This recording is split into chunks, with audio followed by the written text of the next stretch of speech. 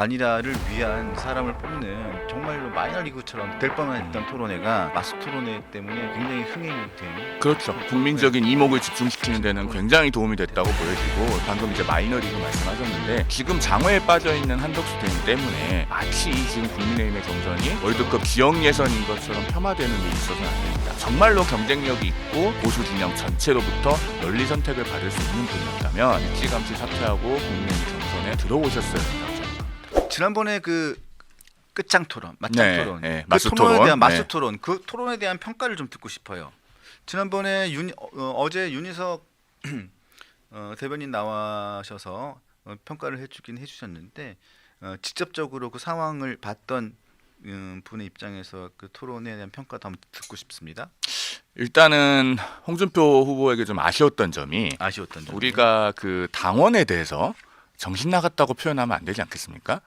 그 부분에 대해서 사실은 마스토론 전에 홍준표 후보가 SBS 스토브리그라고 하는 유튜브에 나가서 거기서도 한동훈 후보를 뽑았던 63%의 당원들이 정신 나갔다.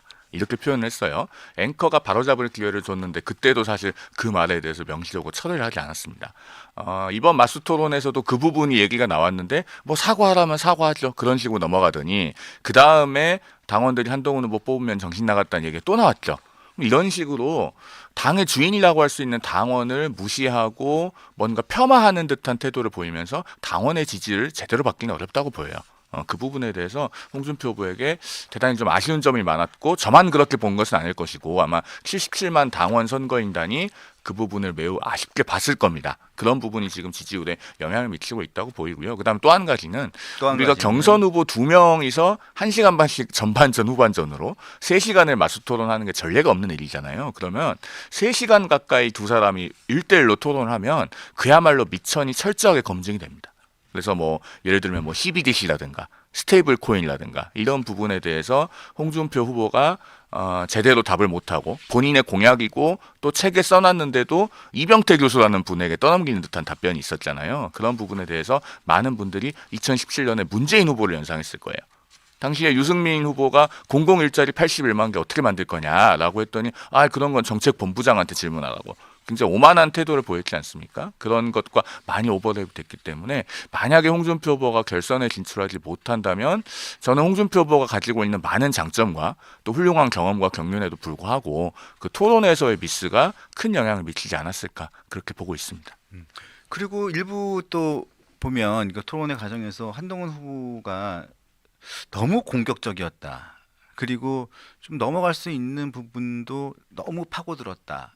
뭐 이런 평가들도 있기는 있어요. 근데 그 부분에 대해서는 이제 두 가지가 있는 게 하나는 이 경선 토론이 경선 상대방을 이기기 위한 것만이 있는 게 아니고 사실은 이재명과 상대할 사람이 누가 가장 적합하냐 이걸 보여주는 거잖아요. 그러면은 1대1 토론이든 사자 토론이든 그 당원과 당을 사랑하는 국민들께서는 그 토론을 보시면서 그 장면에 이재명 후보를 오버랩 시켜놓고 봅니다. 이 사람 옆에 지금 이재명을 갖다 세워놨을 때 도대체 맞상대가 될 건가? 말로 제압할 수 있는가? 이재명의 허구를 파헤칠 수 있는가? 이런 것들을 볼 건데 그렇기 때문에 사실 같은 당이고 같은 편이지만 어떻게 보면 살살 할 수만 없는 그런 측면이 있는 거죠. 너무 유화적이고 유약하게 하면은 저래 가지고 이재명이 상대가 되겠어? 그런 느낌을 받으셨을 거예요. 그래서 한동훈 후보가 어느 정도는 적극적인 면모를 보여준 것이 가상의 상대로서 이재명을 놓고 봤을 때 본인이 가장 적합하다라는 걸 보여주기 위한 전략적인 의도도 저는 한 가지 있었다고 보여지고요. 그다음 또 한 가지, 이 가는 말이 고와야 오는 말이 곱다고 하잖아요. 홍준표 후보가 그 첫 번째 1차 경선 때 사자토론, B조 토론이 있었잖아요. 거기서 사실은 불필요한 질문들을 했죠. 무슨 뭐 키높이 구두니 뭐 부분 가발이니 보정 속옷이니 뭐 이런 얘기들을 했단 말입니다. 그래서 이런 것들은 굉장히 품격 없는 질문이고 그리고 토론 상대방에 대한 예양에 벗어나는 거잖아요. 무엇보다도 우리 당원과 지지층이 보면서 그러면은 이재명한테 가서도 무슨 뭐 형수 욕설이니 그다음에 그 여배우와의 연문설이니 그런 것만 질문하다가 90분 내내 끝나겠구나. 라는 염려를 하셨을 겁니다. 어쨌든 그 질문 자체가 애초에 적절하지 않았기 때문에 홍준표 후보와의 토론에서는 조금 그래도 열기가 높아질 수밖에 없는 측면도 있었을 것이다. 이렇게 봅니다. 네. 충분히 이해가 가는 부분입니다. 근데 전 한 가지 말씀드리자면 김문수 후보를 향해서 이재명 대표보다 이재명 후보보다 더 전과가 많다. 전과가 더 많다. 그 부분을 얘기를 하면서 그 부분에 대해서는 좀 과하지 않았느냐. 그 부분에 대해서는 한동훈 후보가 네. 백브리핑을 통해서 사과도 했고 네. 다만 이제 김문수 후보도 그날 대응이 좀 적절하지 않았던 측면이 있는 게 폭행치상 전과가 있잖아요, 본인이. 2000년에 있는 겁니다. 민주화 운동하고 무관한 거고. 근데 그 폭행치상이라는 부분도 그 선거 운동 과정에서에 있었던 부분인데 그 부분에 대해서 본인이 부인을 했었죠. 네, 그러니까 본인은, 전과가 없다 그래버렸잖아요, 없다고 부인을 토론에서. 했었죠. 예. 네. 근데 그 폭행치상이라는 부분도 그 부분도 본인이 부인한 부분이 분명히 잘못한 부분이기도 하죠. 하지만 그게 그 검사사층이라든가 무슨 뭐 이런 부분하고 비교할 만한 범죄였는지 또 그런 부분이었는지 그 부분에 대해서는 좀 아쉬운 부분이 있었어요. 그렇죠. 네. 그런데 이제 그 코로나 시국에 사실 우리 국민들께서 코로나를 확산시키지 않기 위해서 얼마나 노심초사하고 또 사실 문재인 정부의 방역 수칙이 부당한 측면도 있었지만 그런 것들을 열심히 따르면서 불편을 감수했습니까? 그런데 김문수 후보가 그 당시에 이제 정광훈 씨가 주도하는 그 사랑제일교회 그런 예배에 참석하다가 감염병 예방법 위반으로 기소가 됐고 마침 그 토론회 당일에 벌금형이 또 확정이 됐단 말이에요, 대법원에서. 그런 것들이 있었기 때문에 질문하게 된 건데 어쨌든 한동훈 후보도 그 부분에 대해서는 조금 과한 측면이 있었다라고 백브리핑을 통해서 공식적으로 죄송하다는 의견을 밝히긴 했습니다. 네, 그 부분 네. 그렇게 마무리가 됐어서 그 부분 다행이라고 생각합니다. 아마 김문수 후보하고 결선 토론에 가면 그런 부분을 되풀이하지는 않을 걸로 보여요. 네, 알겠습니다. 일단은 토론은 여러 가지로 굉장히 이슈가 파이팅 있었고 굉장히 화제가 많이 됐던 그렇죠. 토론이었습니다. 그리고 굉장히 어떻게 보면 경선이 굉장히 무미건조하게 흘러가고 진짜 뭐 한덕수 총리를 단일화를 위한 사람을 뽑는 정말로 마이너리그처럼 될 뻔했던 토론회가 그런 경선이 이 토론회 마스 토론회 때문에 굉장히 흥행이 된 정말로 의미 있었던 토론회라고. 그렇죠. 국민적인 이목을 집중시키는 데는 토론- 굉장히 도움이 됐다고 됐던 것 보여지고 같아요. 네. 방금 이제 마이너리그 말씀하셨는데 지금 장외에 빠져 있는 한덕수 대행 때문에 마치 이 지금 국민의힘의 경선이 월드컵 본선이 아니고 그렇죠. 월드컵 지역 예선인 것처럼 폄하되는 일이 있어서는 안 됩니다. 맞습니다. 저는 그래서요 이 경선 끝나기 전에 자꾸 당외에 있는 한덕수 대행에게 눈을 돌리면서 마치 저분만이 정권을 지켜줄 수 있는 구세주인 것처럼 그렇게 처신하는 분들은 없었으면 해요. 맞습니다. 그리고 정말로 경쟁력이 있고 우리 당과 보수 진영 전체로부터 널리 선택을 받을 수 있는 분이었다면 저는 일찌감치 사퇴하고 국민의힘의 경선에 들어오셨어야 된다고 생각합니다. 그때 경선에 참여하지 않겠다고 얘기를 했기 때문에 그 당시에 직접 찾아가서 물어봤던 사람들도 많잖아요. 근데 본인이 한덕수 총리께서 경선에 참여하지 않겠다고 했었고 그러면서 또 오세훈 시장도 불출마를 선언하게 된 거고 그러면서 경선판이 맨 처음에 흥행하기가 굉장히 어려워졌었고 근데 어떻게 하면서 후보들의 노력으로 인해서 경선이 흥행이 시작이 된 부분인데 이제 와서 다시 흥행이 되고 나니까 다시 또 한덕수 변수가 생긴 건데 이렇게 된 상황이니까 조금 더 얘기해보죠. 얘기를 해보는 방법이 밖에 없는 상황이 돼버렸어요. 자 일단은 어쨌든 간에 이제 실체가 드러났으니까 일단은 이제 후보가 되는 사람은 한덕수 총리와 어떤 식으로 간에 뭐 단일화 협상이든 단일화 방법을 놓고 논의를 해야겠죠. 제가 봤을 때는요, 이제 일반적으로 생각하는 그 여론조사 단일화 이런 것들이 이루어질지 조금 의문이 있어요. 제 개인적인 의견입니다. 왜냐하면 어떤 의문이요? 우리나라에서요 원래 그 양대 정당 중에 어느 한쪽의 후보와 그 양대 정당에 속하지 않은 이른바 제3 후보 간의 단일화가 이루어질 때는 중요한 법칙이 있습니다. 그 제3 후보가 양대 정당의 후보보다 단독으로 지지율이 더 높아야 돼요.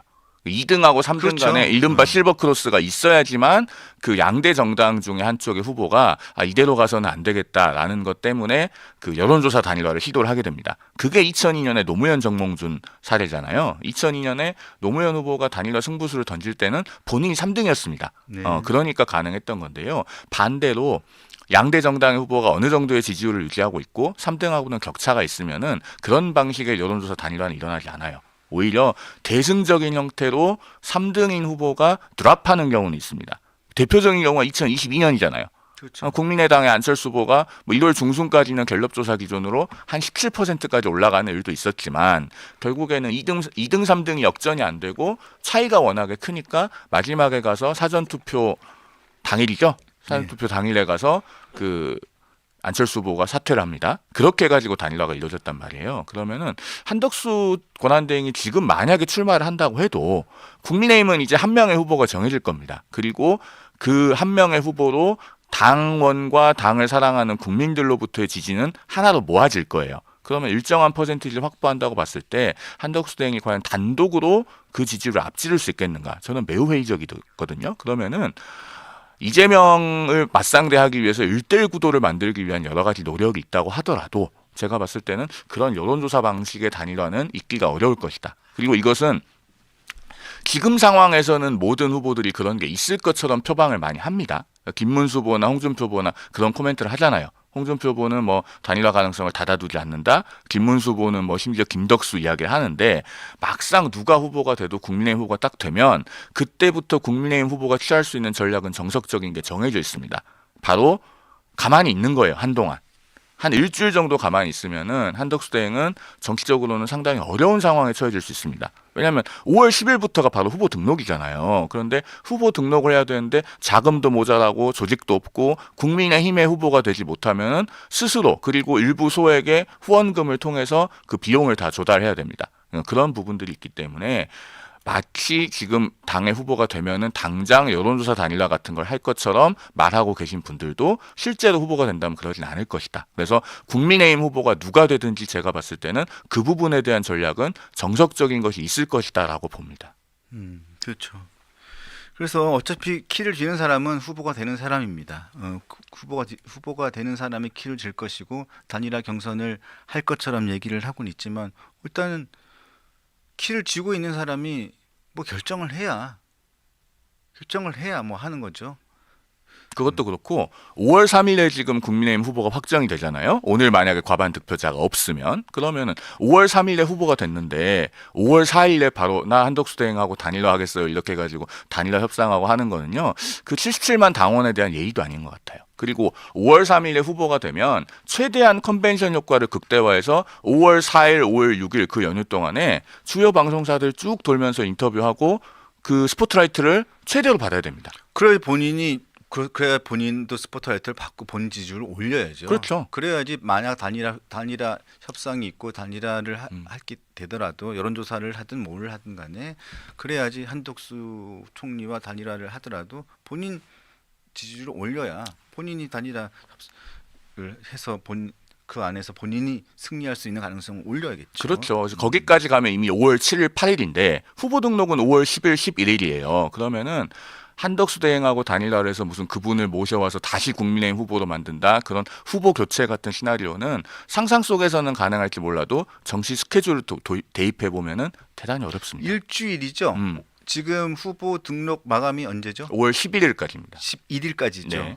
5월 11일이면 길게 보면 짧게 보면 일주일, 길게 보면 8일 있는 거죠. 맥시멈. 일주일에서 8일이고. 네. 자, 그럼 이거는 국민의힘 후보로 나갈 수 있는 마지노선이에요. 그렇죠. 자, 저는 이거는 굉장히 어려울 것으로 보이고 이건 어렵습니다. 그 뒤에 이제 뭐 투표용지 인쇄 전까지 단일화라든가. 자, 그럼 이제 무소속으로 가야 돼요. 네. 네, 무소속으로 그러면 무소속 한덕수 총리가 무소속 혹은 다른 정당 뭐 많잖아요.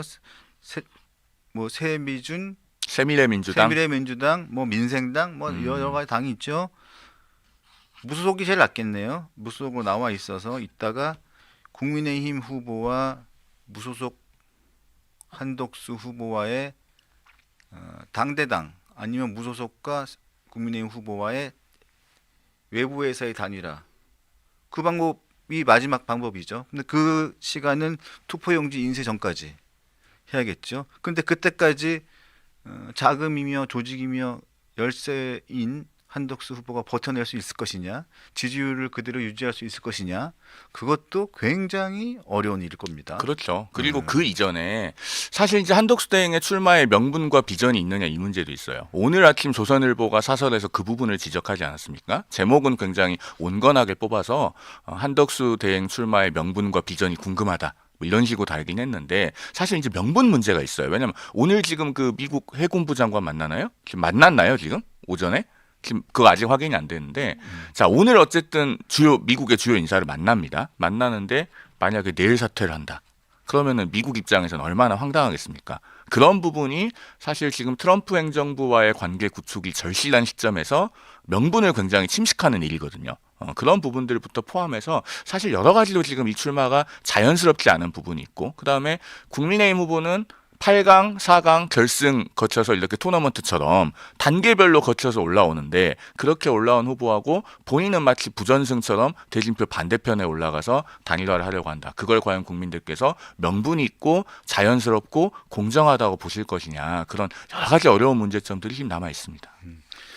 그래서 아직 이제 후보가 일단 뽑히고 난 다음에 그 다음에 이제 단일화 작업이 시작할 텐데 이 단일화 작업도 생각처럼 우리가 그냥 단순하게 생각하는 그야말로 1+1이 될 수가 있는 상황이 아니라는 거, 굉장히 지난하고 복잡한 과정이 계속 될 거라는 거. 자, 일단은 오늘 2시에 2명의 최종 후보가 결정이 되고 그 2명이 내일 밤 10시 TV조선이 주관하는 국민의힘 대선 경선 토론회 마지막 토론회에서 토론을 하고 난 다음에 자 내일 5월 3일이죠. 5월 3일 전당대회에서 그렇습니다. 최종 후보로 결정이 되는 거죠.